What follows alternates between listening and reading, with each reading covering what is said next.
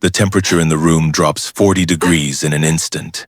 Madison Hayes freezes mid-pose, her phone still raised for the perfect selfie, as a figure made of impossible light materializes between her ring lights. And when she sees what he's holding, a translucent vision of her disabled mother, shivering in the garage just 15 feet below her Instagram-perfect bedroom, Madison's carefully constructed world shatters like glass. You're probably wondering how a 26-year-old lifestyle influencer with 800,000 Instagram followers and brand deals worth $500,000 a year ended up on her knees, face to face with Jesus Christ, watching her sins play out in high definition, while her disabled mother slept in a cold garage below.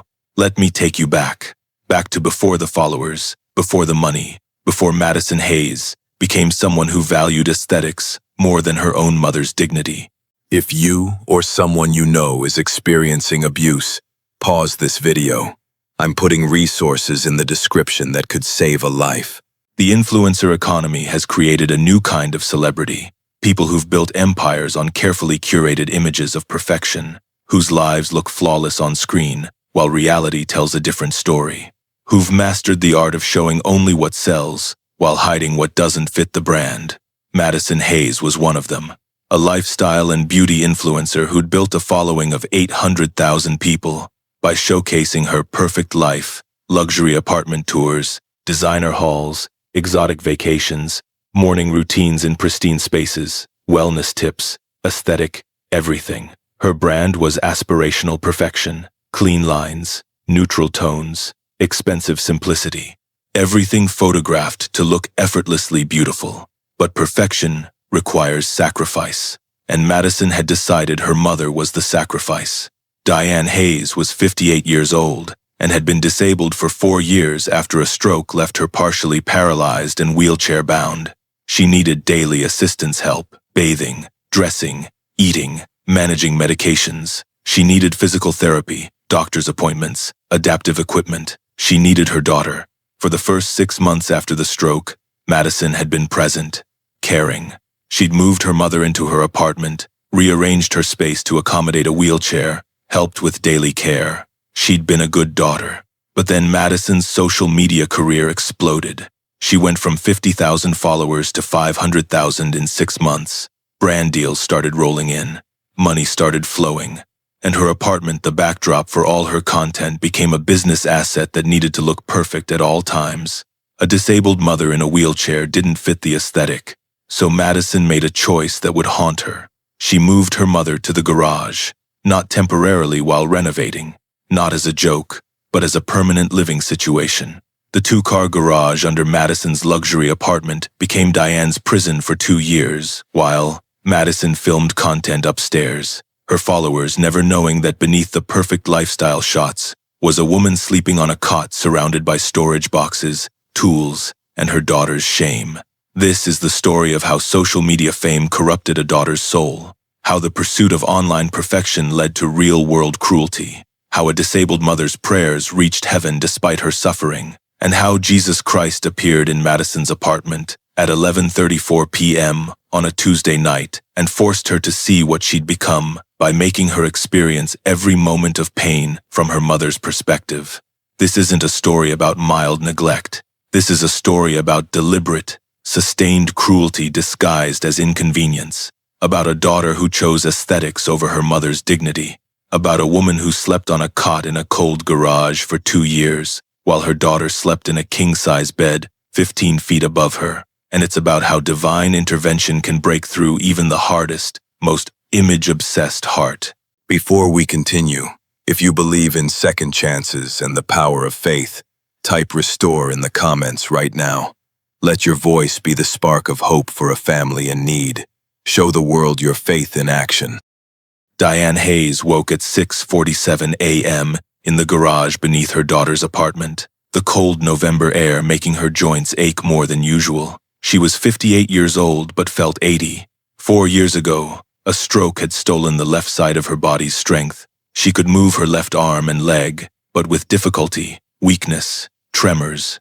Walking was nearly impossible without assistance. She lived in a wheelchair Madison had bought from Craigslist for $80 used, slightly broken, uncomfortable for extended periods. The garage had become Diane's entire world for the past 2 years. 20 feet by 20 feet, concrete floor, unpainted drywall, one small window that Madison had covered with cardboard because it faced the street, and Madison didn't want anyone potentially seeing inside. Diane's bedroom consisted of a camping cot with a thin mattress, Madison's old one from college, 2 blankets insufficient for Portland winters, 1 pillow, a folding table beside the cot, holding her medications, a water bottle, and a reading lamp, a portable toilet in the corner, a camping toilet, basically a bucket, a small space heater which Madison controlled via smart plug, turning it on only at night to save electricity. The rest of the garage contained Madison's stored belongings, boxes of old clothes, holiday decorations, furniture. Madison planned to upcycle for content but never touched, exercise equipment she'd used twice, and various props for photo shoots. Diane slept surrounded by her daughter's discarded things, like she herself had been discarded. She'd slept poorly, she always did. The cot was uncomfortable for her disabled body. The cold seeped through the thin blankets. The concrete floor radiated chill. And emotionally, the weight of abandonment made sleep elusive. Diane maneuvered herself from the cot to her wheelchair, a difficult process that took 10 minutes and left her exhausted. She needed to use the bathroom. The portable toilet was humiliating, but she had no choice. Madison had told her she could only come upstairs twice a day, once in the morning for breakfast, once in the evening for dinner. Bathroom emergencies weren't accommodated. At 7:30 a.m., Diane heard movement above her. Madison was awake. Her daughter's morning routine was precisely scheduled. 6:30 a.m., wake up. 6:35 a.m., drink lemon water filmed for Instagram stories. 6:45 a.m., yoga in perfect morning light by the window, filmed. 7:15 a.m., shower and skincare routine, filmed. 7:45 a.m., make aesthetic breakfast, filmed. 8:15 a.m., eat while answering DMs and planning content. 9 a.m., start filming main content for the day. Diane waited for 8 a.m. when Madison would unlock the door to the garage and allow her to come upstairs for breakfast. But 8 came and went. No, Madison. 8:15, 8:30, 8:45. At 9 a.m., Diane heard the garage door opening. Madison came down the stairs holding her phone, filming herself. "Good morning, everyone." Madison's voice was bright, energetic, her influencer voice that was completely different from how she spoke to her mother. "Today we're doing a closet declutter and organization. I'm in my storage area right now looking for bins." She saw her mother and her face changed instantly. The smile dropped. Irritation flashed across her features. She stopped recording. "Mom, I told you to stay quiet when I'm filming down here." "Madison, I've been waiting for 2 hours," Diane said softly. "You said I could come up for breakfast at 8. I got busy. You'll have to wait. I'm very hungry. And I need my morning medications." "Mom, I'm in the middle of content creation. This is my job. You can't just interrupt whenever you want. I'll bring you something when I'm done." "When will that be?" "I don't know. Couple hours maybe. Just be patient." Madison turned and walked back upstairs, locking the door behind her. She didn't bring the bins she'd supposedly come for. She'd just been filming, establishing shots for her organization content. Diane sat in her wheelchair in the cold garage, hungry, needing her medications, and began to cry quietly. This happened often. Sometimes Madison would forget her for hours. Sometimes an entire day would pass with Diane receiving only one meal because Madison was too busy creating content. The medications were particularly concerning. Diane took blood pressure medication, blood thinners, and medication to prevent another stroke. Missing doses was dangerous, but Madison controlled all the medications, keeping them upstairs for safety. In reality, Madison didn't want medications visible in her apartment. They didn't fit the aesthetic. Diane had tried to explain this to Madison months ago. "Sweetheart, I need my medications on a schedule. Missing them could..." "Mom, you're being dramatic. Missing one dose isn't going to kill you. Stop being so demanding." But it wasn't one dose. It was frequent doses, and Diane could feel her health deteriorating. She'd also tried to explain that the garage was too cold. "Madison, I know I'm an inconvenience, But could I maybe sleep upstairs in a corner? I don't need much space, just somewhere warmer. Absolutely not, Madison had said firmly. Mom, I've built a brand around my aesthetic. I film in every room of this apartment. My followers expect a certain look. I can't have medical equipment and wheelchairs in my shots. You understand, right? This is my career. You wouldn't want me to lose my income.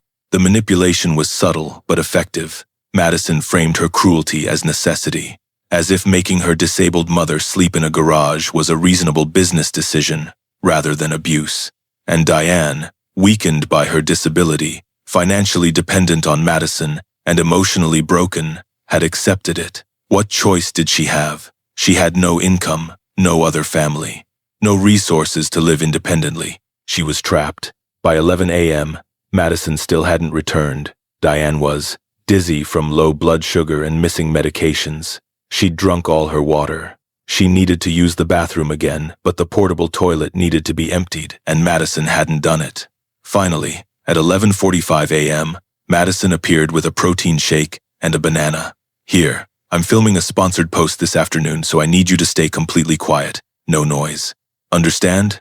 Madison, my medications. Madison sighed dramatically, as if her mother was being impossibly difficult. She pulled a pill organizer from her pocket and shook out 2 pills. There. Happy? I have to go. Brand deal worth $5,000. Some of us have to work. The implication was clear. Diane was useless, burdensome, contributing nothing while Madison supported them both. But that was a lie. Before her stroke, Diane had been a nurse. She'd worked for 30 years, raising Madison alone after her husband left when Madison was 2. She'd paid for Madison's education, supported her through college, helped her get started in Los Angeles when she'd first pursued content creation. Madison had conveniently forgotten all of that. Or more accurately, she'd deliberately erased it to justify her treatment of her mother. Diane drank the protein shake slowly, making it last. It would be her only food until dinner, maybe 6 p.m., if Madison remembered. Later, if she didn't. After Madison left, Diane did what she did every day. She prayed. She pulled out a small Bible Madison didn't know she had. Diane had hidden it in her pillowcase. She opened it to Psalm 142, which she'd been reading repeatedly. I cry aloud to the Lord. I lift up my voice to the Lord for mercy. I pour out before him my complaint. Before him I tell my trouble. When my spirit grows faint within me, it is you who watch over my way. Diane prayed quietly, tears streaming down her face. Jesus, I don't understand why this is happening. My daughter has become someone I don't recognize. She's so focused on her online life that she's forgotten I'm a human being. Lord, I'm cold. I'm hungry. I'm in pain. But more than my physical suffering, my heart is breaking. The little girl I raised, who I sacrificed everything for, she's treating me like trash. Diane's voice broke. But Lord, I'm praying for her soul. Don't let her continue down this path. Don't let her destroy herself, pursuing followers and money. Show her what she's become. Save her, Jesus, please. Before it's too late for her soul. I forgive her for what she's doing to me. But please, save my baby girl. Diane's prayer rose to heaven like incense. And in the throne room of God, Jesus Christ heard it. He'd been watching Madison for 2 years, watching the slow corruption of her soul as social media fame poisoned her character, watching her treat her mother with increasing cruelty, waiting for the right moment to intervene. That moment was coming, because that evening, while Madison filmed content for a brand deal, showing off her perfect, peaceful living space to 800,000 followers who had no idea her disabled mother was locked in the garage below, Jesus was preparing to appear, and he was bringing with him something that would destroy Madison's carefully curated world. The truth. To understand how Madison Hayes became capable of such cruelty, you need to understand her journey from loving daughter to image-obsessed influencer. Madison grew up in Portland, Oregon, raised by a single mother who worked as a nurse. Diane had worked grueling 12-hour shifts to support them after Madison's father abandoned the family. Money was always tight, but Diane made sure Madison had what she needed: dance lessons, art supplies, a decent car for her 16th birthday, used, but reliable, help with college tuition. Young Madison had been grateful, close with her mother. They'd had the kind of relationship many mothers and daughters envied, genuine friendship alongside the parent-child bond. Madison went to Portland State University, studying communications and digital media. She was bright, creative, and early to recognize the potential of social media influence as a career. She started an Instagram account in 2016, her junior year of college. At first, it was just casual outfit posts, coffee shop aesthetics, study tips. But Madison had an eye for visual composition and an intuitive understanding of what people wanted to see online. Her following grew slowly at first. 1,000 followers, then 5,000, then 15,000. After graduation, Madison moved to Los Angeles to pursue content creation full-time. Diane supported her decision, even though it meant Madison moving away. She even gave Madison $5,000 from her savings to help with the move. "Follow your dreams, sweetheart," Diane had said. "I believe in you." In LA, Madison lived with 3 other aspiring influencers in a small apartment, creating content constantly, networking at events, learning the business of influence. And she was good at it, really good. Within a year, her follower count hit 100,000. Brands started reaching out with partnership opportunities. Small deals at first, $100 here, $200 there, but it added up. By year 2, Madison was making enough to support herself entirely through influencer income. She moved to a nicer apartment, still shared, but in a better neighborhood.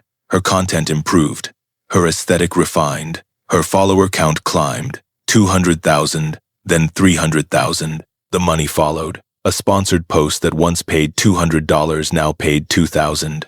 Companies sent free products constantly. Madison attended exclusive events, traveled for free, stayed in luxury hotels for content. For the first time in her life, Madison had money, real money, and it changed her. She started viewing everything through the lens of, is this on brand? Her apartment had to look perfect because it was her studio. Her outfits had to be trendy because they were content. Her life had to appear aspirational because that's what her followers expected. And slowly, imperceptibly, Madison began to value image over substance, appearances over authenticity, the online persona over the real person. She also began to feel ashamed of her modest upbringing. When followers asked about her family, she'd say vague things, "My mom lives up north," or "We're not super close." She avoided showing her mother in content, didn't mention that she'd grown up working class, that her mom was a nurse working paycheck to paycheck. It didn't fit the narrative. The aspirational lifestyle influencer couldn't also be the daughter of a regular working class woman. Then, 4 years ago, Diane had a stroke. Madison got the call at 2 a.m.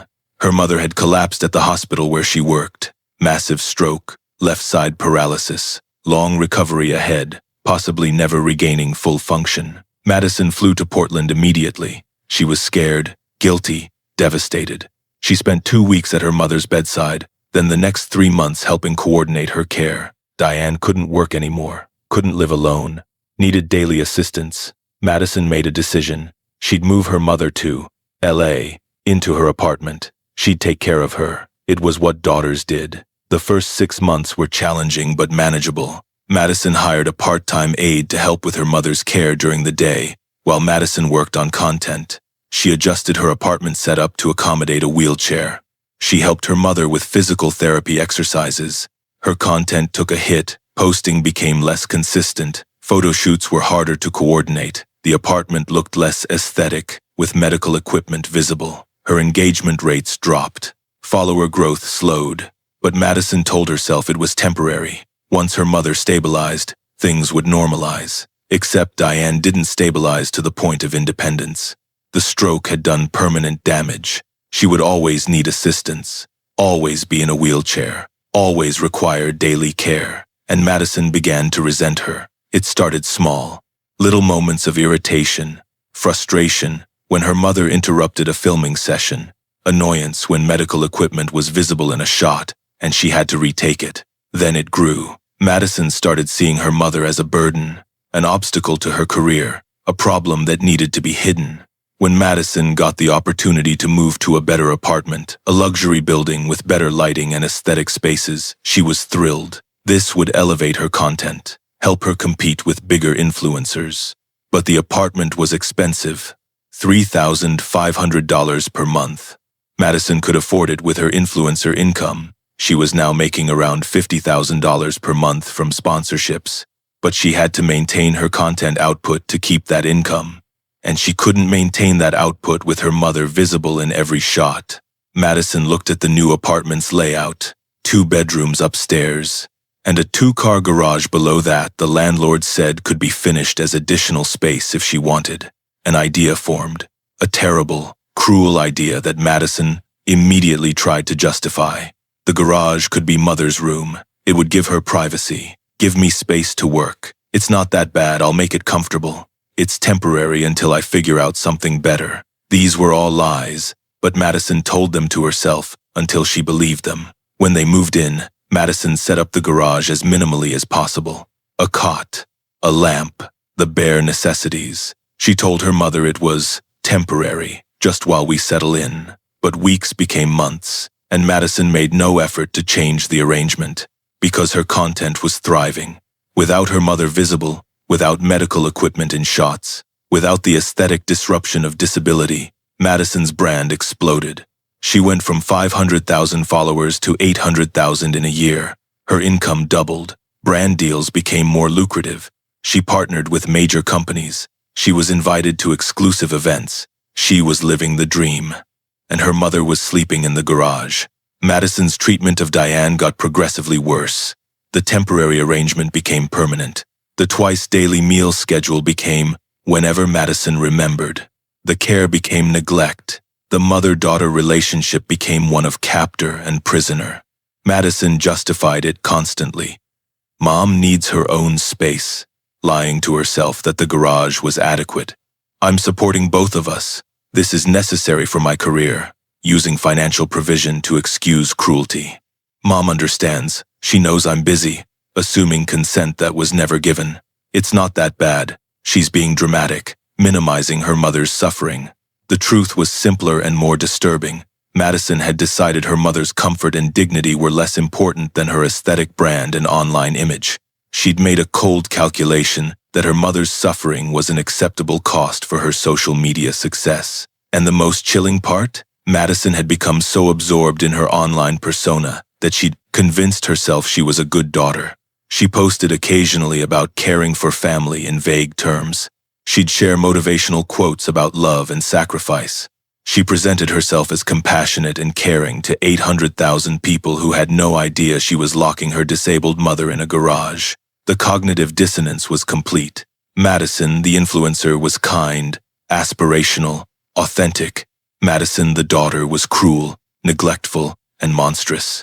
And Madison had built such strong walls between these two identities that she no longer saw the contradiction until the night Jesus appeared and tore down every wall she'd built. November 14th, Tuesday evening, 11:34 p.m. Madison Hayes stood in her bedroom, filming one last Instagram story before bed. The room was perfectly lit, 3 ring lights positioned strategically, creating the soft, flattering glow that had become her signature aesthetic. "Okay, loves, winding down for the night," Madison said to her phone camera, her voice soft and soothing, the nighttime voice that her followers found calming. "Just finished my evening skincare routine, swipe up for product links, and about to do some gratitude journaling before bed." She panned the camera across her room. The perfectly made king-size bed with luxury linens, the minimalist nightstands, the aesthetic arrangement of candles and plants, the journal artfully placed on the white duvet. 800,000 people followed Madison for moments like this. The aspirational bedtime routine, the perfect, peaceful sanctuary, the life that looked effortless and beautiful. Not one of those 800,000 people knew that 15 feet below this perfect bedroom, in an unheated garage, Madison's disabled mother was trying to sleep on a camping cot in 40-degree weather because the smart-controlled space heater had malfunctioned, and Madison hadn't noticed or hadn't cared enough to. Madison posted the story, checked her engagement metrics, excellent as always, and set her phone on her nightstand. She was about to turn off the lights when the temperature in the room suddenly dropped, not gradually, instantly, like someone had opened a door to a freezer. Madison's breath became visible in the air. Frost formed on her bedroom windows within seconds. "What the hell?" Madison muttered, reaching for her phone to check the smart thermostat. But before she could open the app, she felt it. A presence. Undeniable. Overwhelming. Something was in her bedroom. Madison spun around, her heart rate spiking, her influencer training kicking in instinctively. Intruder? Attacker? "Where's my phone to call 911? Then she saw him. The corner of her bedroom near the window was glowing, not reflecting light, generating light. Golden, warm light that seemed to emanate from the air itself, growing steadily brighter, more intense, more impossible. Madison's rational mind tried to process what she was seeing. Hallucination? Stroke? Am I dying? This isn't real. This can't be real. But even as she thought it, she knew it was real. More real than anything she'd ever experienced. The light took form. A figure emerged.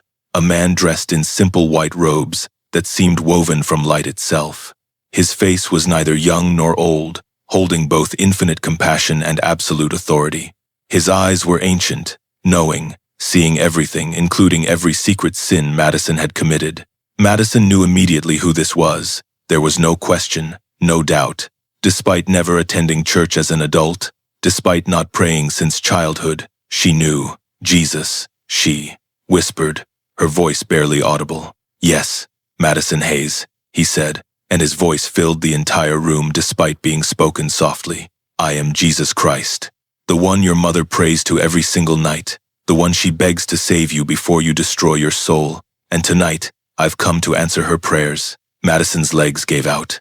She collapsed to her knees on her plush white rug, shaking uncontrollably. "This isn't real," she said, but with no conviction. "This is a dream.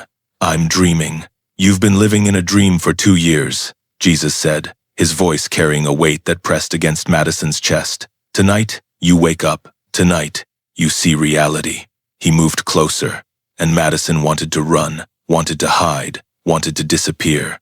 But she was paralyzed, not physically restrained, but held by the sheer authority of his presence. "Do you know why I'm here?" Jesus asked. Madison shook her head, though she was starting to have terrible suspicions. Jesus's expression held. Profound sadness. "I'm here because 15 feet below this perfect bedroom, your disabled mother is trying to sleep in a 40-degree garage. Because for 2 years, you've kept her locked away like shameful cargo. Because you've chosen your online image over your mother's basic human dignity. Because you've become so consumed with appearing compassionate to strangers that you've forgotten how to actually be compassionate to the woman who gave you life. I take care of her," Madison stammered. "I provide for her. She has food, shelter. She sleeps on a camping cot surrounded by your stored belongings." Jesus interrupted, his voice now carrying an edge of righteous anger. "She uses a bucket as a toilet. She goes hours without food because you're too busy filming content. She's missed critical medications because you forgot. She's cold, in pain, lonely, and heartbroken. And you call that care? It's temporary," Madison said weakly, repeating the lie she'd been telling herself. "I'm going to find a better solution. You've been saying that for 2 years. Jesus' eyes bored into hers. "Madison, you're not looking for a better solution. You're comfortable with this arrangement because it allows you to maintain your aesthetic, keep your income flowing, and avoid the inconvenience of actually caring for your mother." "That's not true," Madison protested, but even she could hear the lie in her voice. "Then let me show you the truth," Jesus said. "I'm going to do something tonight that will either save you or break you, possibly both. I'm going to let you experience what your mother has experienced for the past 2 years. Every moment of pain, every moment of cold, every moment of hunger, every moment of heartbreak. You're going to feel exactly what she's felt. And then you're going to choose whether to continue this path or to become the daughter you were meant to be." "Please," Madison begged, terror overwhelming her. "I don't want to see anything. I'll do better. I'll move her upstairs tomorrow. Tomorrow you'd rationalize it away," Jesus said firmly. "Tomorrow you'd convince yourself it wasn't that bad, that I was just a stress-induced hallucination, that you could make minor improvements without changing anything fundamental. But tonight you have no escape from truth." Jesus extended his hand toward Madison's forehead. "No, Please. Madison tried to pull away, but his touch was unavoidable. The moment his fingers made contact, Madison's bedroom disappeared. If this moment is touching your heart, share your story or a prayer request in the comments below. Someone watching may need the encouragement only you can give. Tag a friend who could use this message of hope today. Madison found herself transported, not physically but spiritually, into her mother's experience. She was seeing, feeling, experiencing everything from Diane's perspective. The first sensation was cold, bone-deep, relentless cold that made every joint ache. Madison could feel her mother's body, the left side weakened from the stroke, the constant pain from poor circulation, the arthritis aggravated by sleeping on a thin cot in an unheated space. She was in the garage, lying on the cot, at night. Through her mother's eyes, Madison saw the concrete walls, the exposed beams, the boxes of Madison's belongings, stacked around her like she was storage, not a person. And she felt her mother's emotions, profound loneliness, crushing abandonment, the emotional pain of being treated as burdensome, shameful, invisible by her own daughter. The vision shifted to a specific memory 6 months ago.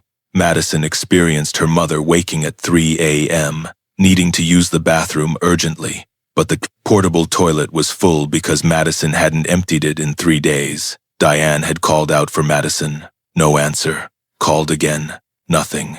Finally, desperate and humiliated, Diane had had an accident. Madison felt her mother's shame, the indignity of a grown woman, a former nurse who'd cared for others with compassion, wetting herself because her daughter couldn't be bothered to provide basic sanitary facilities. Diane had cleaned herself as best she could with baby wipes, changed her clothes in the dark, and cried silent tears of humiliation.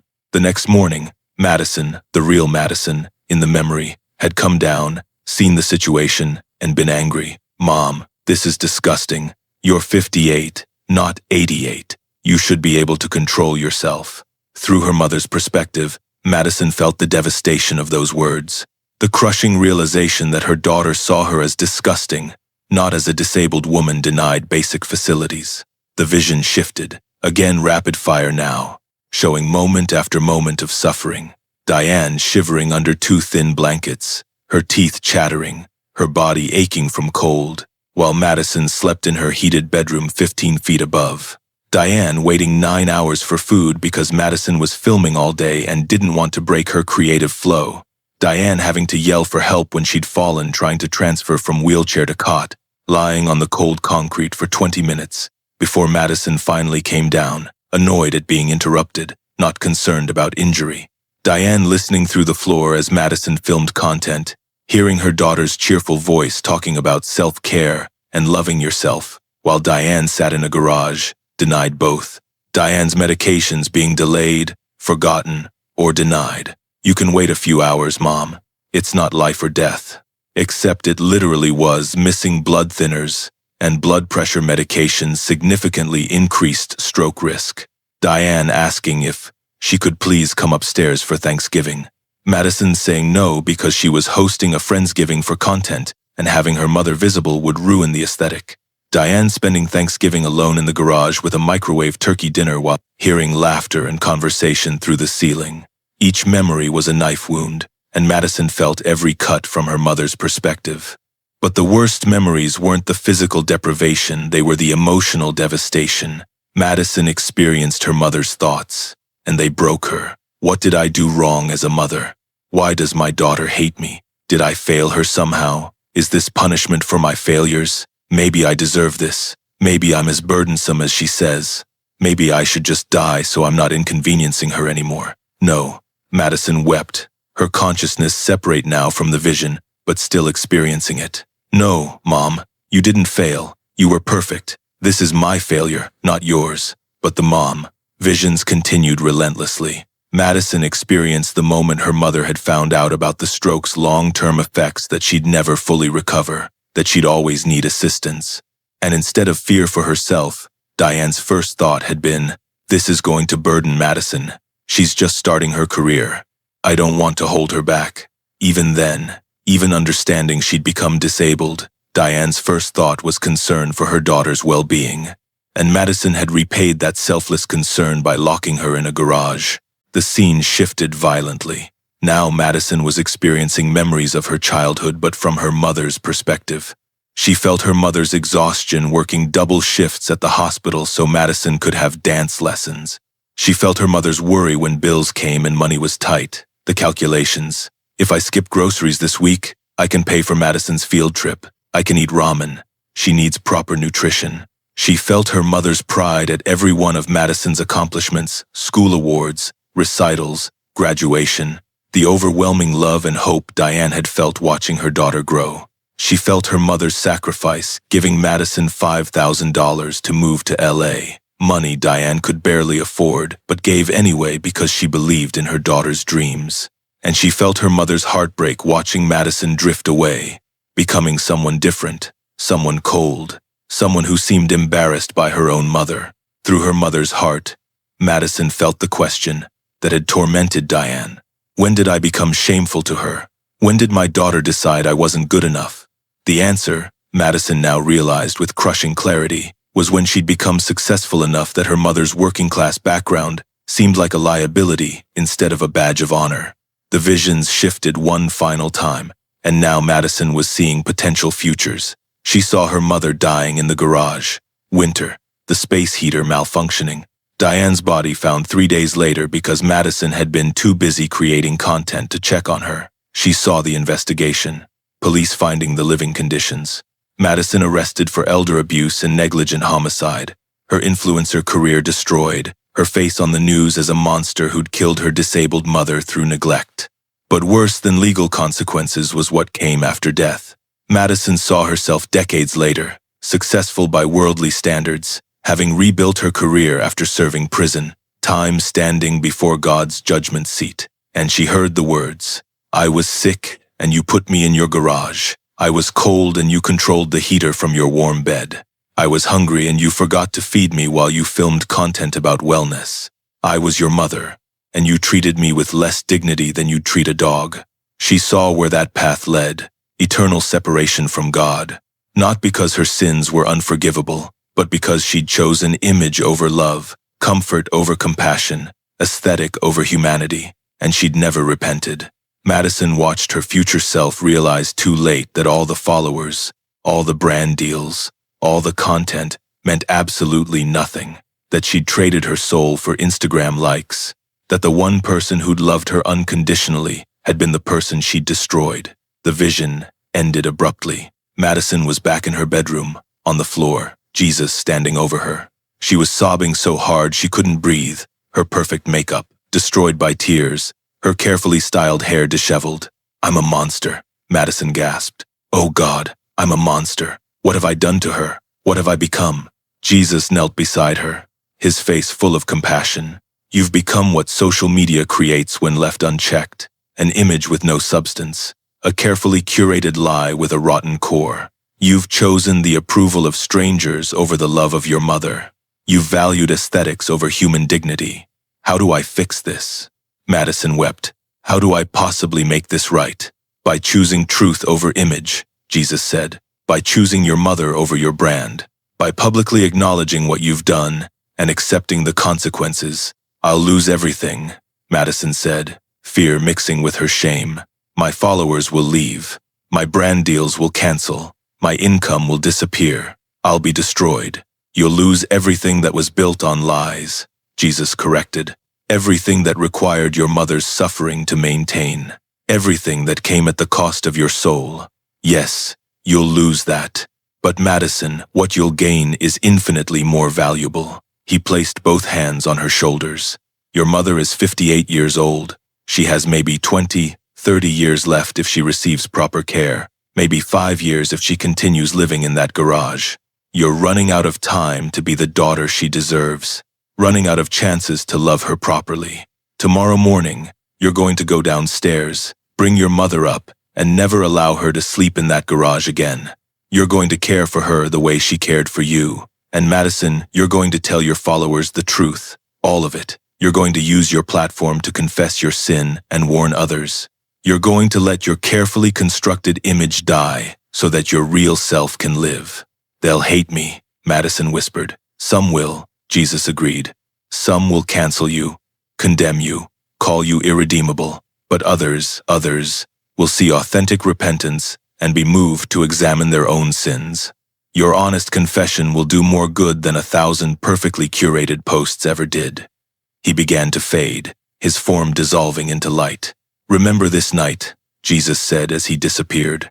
Remember what you felt experiencing your mother's pain, and let that memory keep you humble, keep you compassionate, keep you devoted to actually loving, rather than just appearing to love. And then he was gone, leaving Madison alone on the floor of her perfect bedroom, but not the same Madison who'd filmed her bedtime routine an hour earlier. That Madison was dead. This Madison, broken, ashamed, but finally awake to truth, was new. Madison didn't sleep that night. Couldn't sleep. Every time she closed her eyes, she experienced her mother's suffering again, felt the cold, the hunger, the loneliness, the heartbreak. At 6 a.m., as gray light began filtering through her bedroom windows, Madison stood up. Her legs were shaky, her eyes were swollen from crying. Her perfect influencer appearance was destroyed. But for the first time in 2 years, she didn't care how she looked. Madison walked out of her bedroom, through her aesthetic living space, to the door that led to the garage. The door she'd locked every night. The door that separated her comfortable world from her mother's suffering. She unlocked it with trembling hands and walked down the stairs. The garage was freezing. The space heater had indeed malfunctioned. Madison could see her breath in the air. Her mother was curled on the cot under both thin blankets, shivering in her sleep, her body drawn into a tight ball trying to conserve warmth. Madison fell to her knees beside the cot and broke down sobbing. "Mom," she choked out. "Mom, wake up, please." Diane stirred, confused, disoriented. When she saw Madison kneeling beside her, crying, she immediately worried something was wrong. "Madison, what happened? Are you hurt?" Even now, even after everything, Diane's first thought was concern for her daughter. "Mom, I'm so sorry," Madison sobbed. "I'm so sorry for what I've done to you, for keeping you down here, for treating you like you're shameful, for choosing my online image over your dignity." Diane was fully awake now, trying to process what was happening. "Madison, what?" "Jesus appeared to me last night," Madison said, her voice breaking. "He showed me everything. He made me feel what you've been feeling. The cold, the hunger, the pain, the loneliness. Mom, I experienced it from your perspective, and her voice failed completely. She looked at her mother through her tears. "I've been torturing you, abusing you, and I convinced myself it was okay because I was busy, and you were inconvenient, and my career was important. But none of that matters. You're my mother. You gave me everything, and I repaid you by treating you worse than I'd treat a stranger." "Madison," Diane tried to speak. "No, please let me finish," Madison said. "I know I don't deserve your forgiveness. What I've done is unforgivable, but I'm begging you anyway, please forgive me. Please give me a chance to be the daughter you raised me to be." Madison took her mother's cold, weak hands in hers. "You're never sleeping in this garage again. I'm moving you upstairs today, into the master bedroom. It has the best heating and the attached bathroom. I'll take the guest room. And Mom, I'm going to take care of you properly. Whatever it costs my career, I don't care. You're more important than followers or brand deals or any of it." Diane looked at her daughter, the successful influencer who'd become cold and cruel, now kneeling on a garage floor, broken and repentant. And she did what mothers do. She forgave. "Oh, baby," Diane said, pulling Madison into an awkward hug from her seated position. "Of course I forgive you. Of course." They held each other and cried, 2 years of pain being acknowledged, grieved, and slowly beginning to heal. "But Madison," Diane said after a long moment, "you said Jesus appeared to you?" "Yes, he showed me visions, made me experience your suffering. Mom, your prayers saved me. He said you've been praying for me every night, that your prayers built a bridge he crossed to reach me." Diane's eyes filled with new tears. "I have been praying, every single night. For 2 years, I prayed that Jesus would show you what you were becoming before you destroyed your soul. He did," Madison said, "and it broke me, but it also saved me." She stood and helped her mother into the wheelchair. "Come on, let's get you upstairs. You need warmth, food, your medications. And Mom, this is the last time you'll ever be in this garage. I promise. The next 72 hours were a whirlwind of change. Madison moved her mother into the master bedroom, despite it being her primary filming location. She didn't care anymore. She set up the space for Diane's needs, the wheelchair, accessible, medications organized, the bathroom equipped with safety bars, comfortable bedding, proper heating. She hired a professional caregiver to help with Diane's daily needs, not to replace Madison's presence, but to ensure her mother received proper medical care. She took Diane to multiple doctor's appointments that had been missed. The doctors were concerned about Diane's deteriorated health, weight loss, vitamin deficiencies, poorly managed chronic conditions. They asked questions. Madison answered honestly. My mother has been living in inadequate conditions due to my neglect. I'm taking full responsibility and ensuring proper care moving forward. Some of the medical staff exchanged glances. 1. Doctor asked if they needed to make a report. Madison said yes, if necessary. She wasn't hiding anymore. But the hardest part was what came next, telling the truth publicly. Madison sat in her newly rearranged living space, no longer perfect for filming, now adapted for her mother's needs, and recorded a video. She didn't do her makeup, didn't style her hair, didn't set up ring lights. She just used her phone's front camera, natural lighting, showing herself as she really was, broken, ashamed, but honest. Hi everyone, Madison began, her voice shaking. This is going to be the hardest video I've ever made, and when I'm done, many of you will unfollow me. Some will rightfully condemn me, but I need to tell you the truth about who I've been for the past 2 years. She took a deep breath. 4 years ago, my mother had a stroke that left her disabled and wheelchair-bound. I moved her to LA to care for her. But 2 years ago, when I moved to this apartment to elevate my content and grow my brand, I made a decision that I'm deeply ashamed of. I moved my mother into the garage. Madison, let that sink in. Not as a joke, not temporarily while renovating. I made my disabled mother sleep in an unheated garage for 2 years because having her visible in my apartment didn't fit my aesthetic. I kept her hidden so my content could look perfect. I neglected her, denied her proper food and medication, and treated her with cruelty, all to maintain an image you all saw as aspirational. Tears streamed down Madison's face, but she didn't stop. I've been showing you a lie. The perfect morning routines, the beautiful spaces, the wellness tips, all of it was built on my mother's suffering.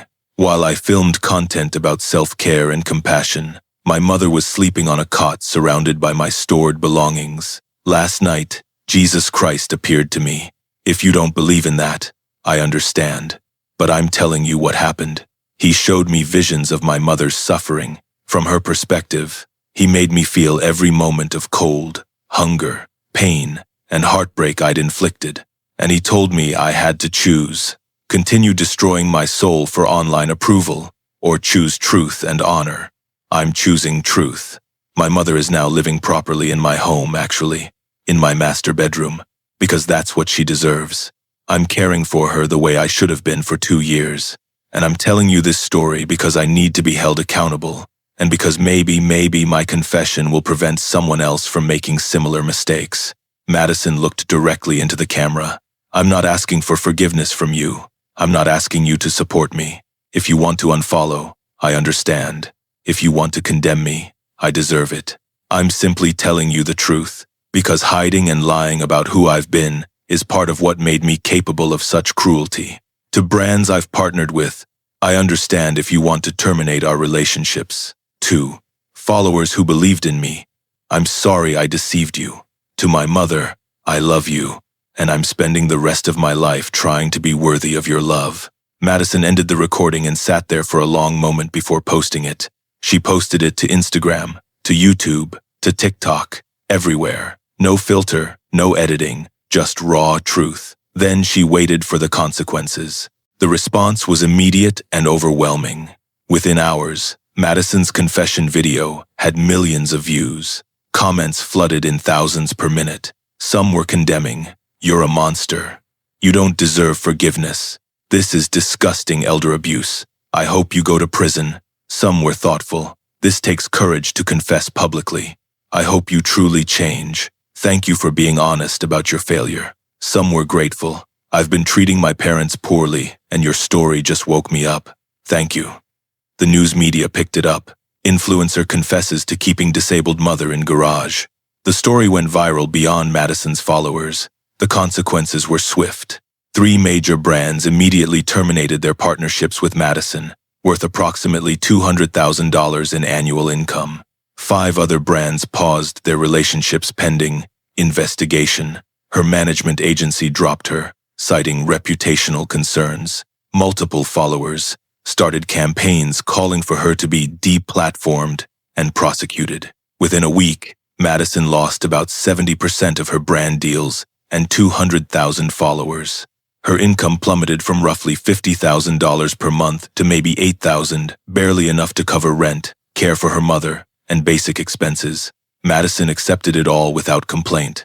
She issued no defensive statements, no explanations beyond what she'd already said, no attempts to salvage her brand. When reporters reached out for interviews, she declined most of them. But she did agree to one interview with a local news station focused on elder abuse awareness. Miss Hayes, why are you speaking publicly about this? You could have quietly changed your behavior without destroying your career.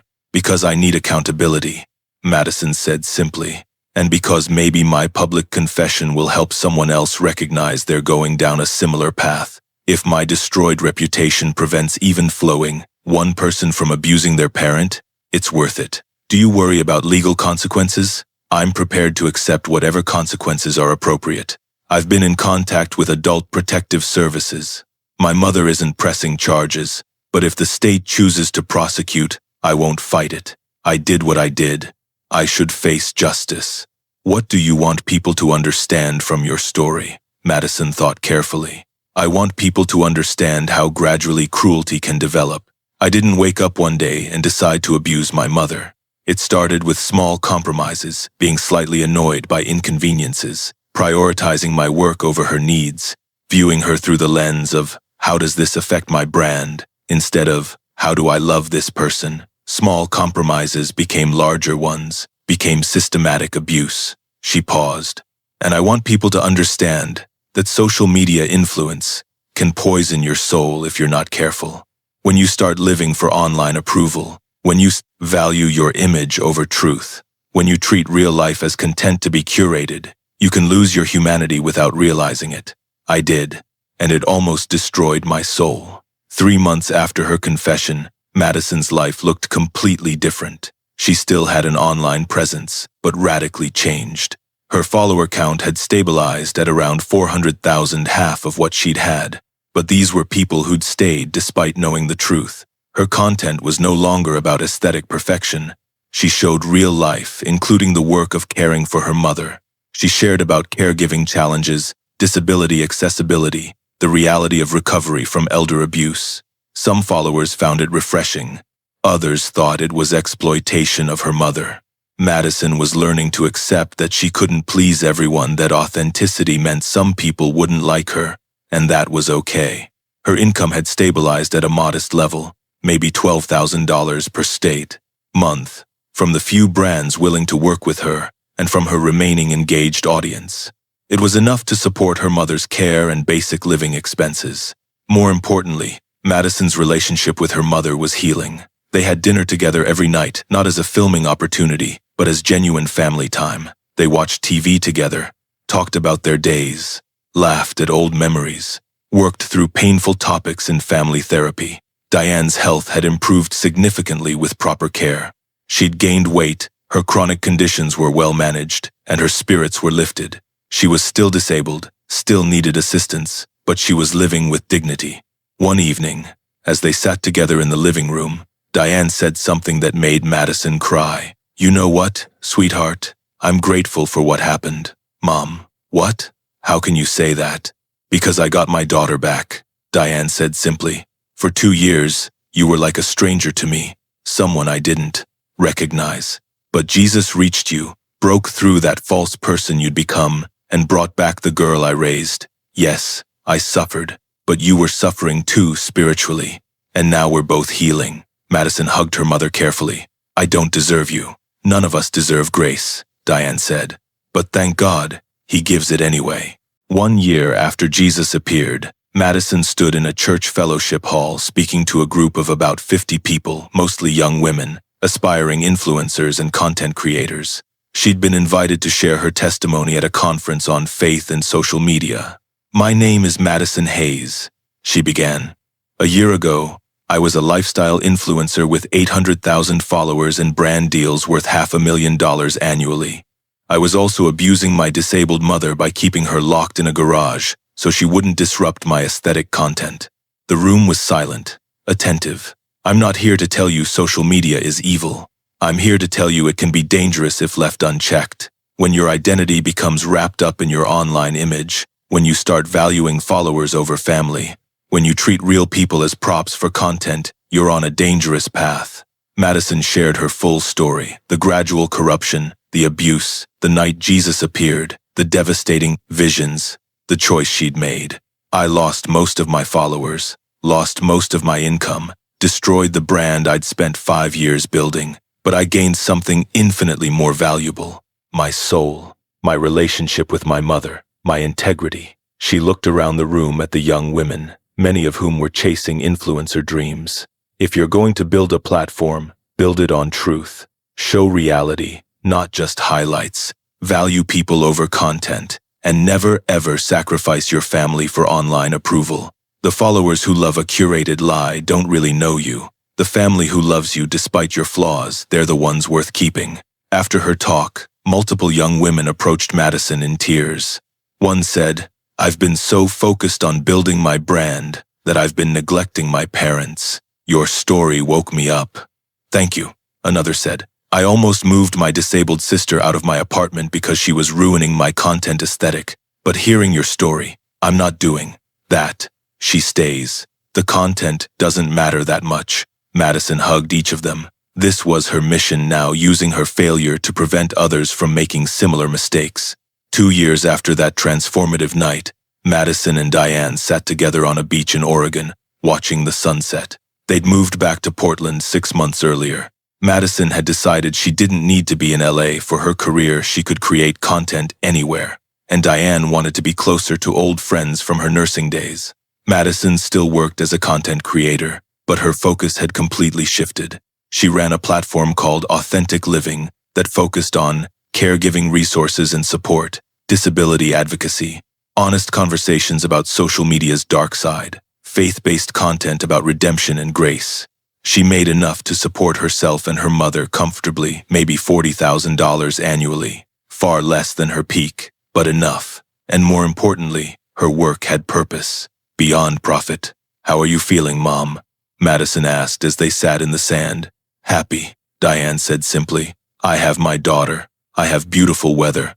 I have a life with dignity. What more could I want?" "I still feel guilty," Madison admitted. "Every day, about what I did to you." "Guilt that leads to continued repentance is good," Diane said. "Guilt that prevents you from accepting God's forgiveness is harmful. You've repented. You've changed. You're caring for me beautifully. You're using your story to help others. Madison, you're forgiven. By me, and more importantly, by Jesus." Madison watched the sun touch the horizon, painting the sky in brilliant oranges and pinks. "You know what's strange?" she said. "I'm happier now than I was at my peak. I had more followers, more money, more brand deals back then. But I was miserable and didn't even know it. Now I have less of everything, but I'm actually content. Because you're living in truth," Diane said. "False success built on lies never satisfies. True peace built on authenticity does." They sat in comfortable silence for a while. "Mom, can I ask you something? Why did you pray for me every night, even when I was treating you so terribly?" "Most people would have given up," Diane smiled. "Because you're my daughter. And a mother's love doesn't quit just because things are hard. I knew my baby girl was still in there somewhere, buried under all that Instagram fakery. I just prayed Jesus would dig her out." "He did," Madison said. "Your prayers literally saved my life, my soul." "That's what prayers do," Diane said. "They build bridges between heaven and earth, between who we are and who we're meant to be. I just built the bridge." Jesus crossed it to reach you. As the sun disappeared below the horizon, Madison's phone buzzed. A message from a young woman she'd been mentoring. Madison, I just told my followers the truth about struggling with caring for my aging parents. I admitted I'd been hiding them from content because they weren't aesthetic. Your honesty gave me courage to be honest. Thank you for showing me authenticity matters more than approval. Madison showed the message to her mother. Diane smiled. See, your failure is bearing fruit. Your brokenness is healing others.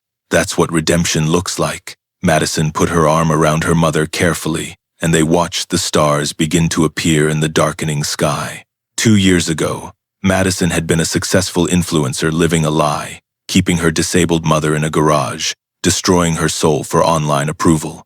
Now she was a truthful woman living modestly, caring for her mother with devotion, using her story to help others avoid her mistakes. She'd lost her brand, but she'd gained her soul, and that trade, Madison had learned, was always worth it.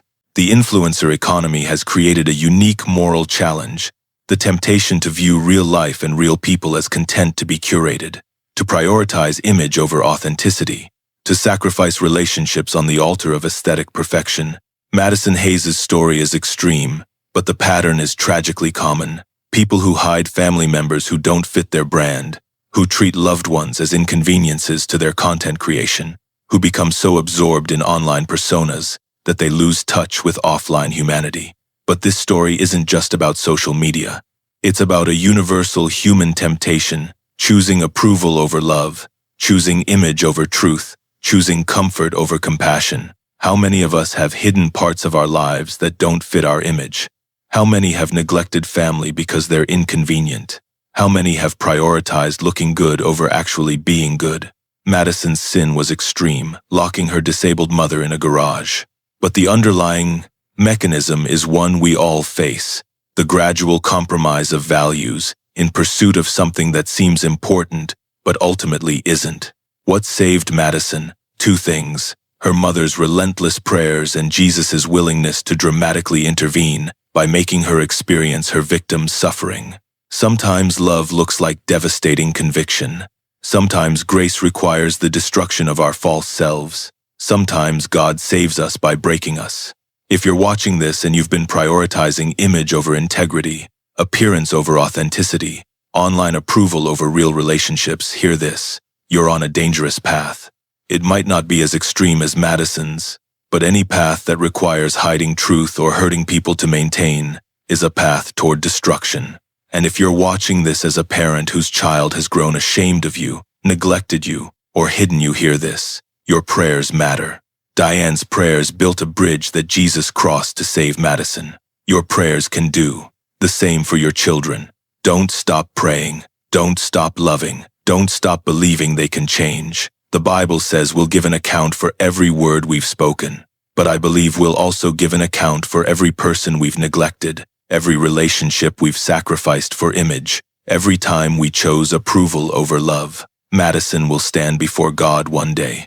Because of her repentance and transformation, she'll hear, "Well done," instead of "Depart from me." But that's only because she responded when Jesus appeared. She could have rationalized, minimized, defended. Instead, she accepted truth and chose change. What would happen if Jesus appeared to you tonight? What would he show you? Whose pain have you been ignoring? What image have you been maintaining at the cost of your integrity? Who have you been treating as inconvenient when they deserve your honor? You don't have to wait for a supernatural encounter. You can choose truth right now. You can stop hiding family members who don't fit your aesthetic. You can start caring for the people who need you instead of prioritizing those who just admire your content. It will cost you. It cost Madison most of her followers, most of her income, most of her brand. But what she gained, her soul, her mother, her integrity, was infinitely more valuable. In a world that tells you image is everything, Jesus tells you truth is everything. In a culture that worships aesthetic perfection, Jesus values authentic love. In an economy built on curated highlights, Jesus sees the full reality and demands we live in it honestly. Choose wisely, because followers are temporary, but souls are eternal. Brand deals end, but relationships matter forever. Online approval fades, but integrity endures. And remember, somewhere, someone who loves you is praying for you. Don't wait until you lose everything to hear those prayers. Subscribe to Tales of God's Grace for more true miracles and stories of redemption. Your support helps us reach and restore families around the world. Don't forget to tag a friend and share this video, so together we can spread faith, love, and healing where it's needed most.